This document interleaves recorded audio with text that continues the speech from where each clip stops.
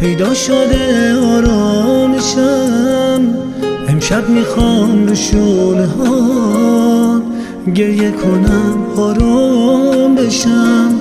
هر جای این دنیا برم حس میکنم عطر تو رو. با من بمون حتی یه شب، از زندگیم بیرون نرو.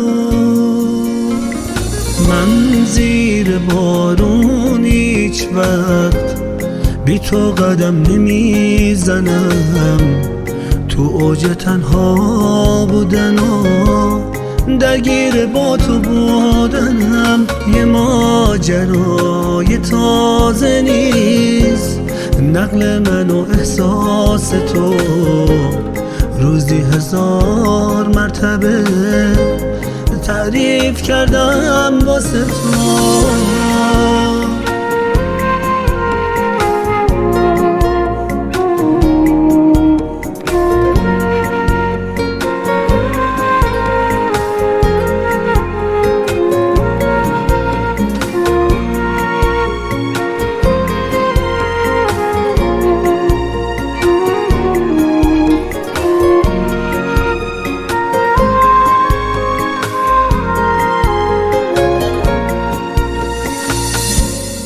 یک ماه لب بستم ازت، اسم تو افطار منه.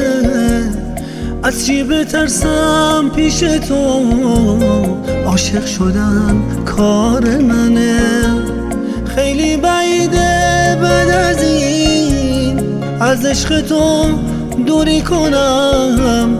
من آرزوهامو فقط از تو توقع میکنم. من زیر بارون هیچ وقت بی تو قدم نمیزنم.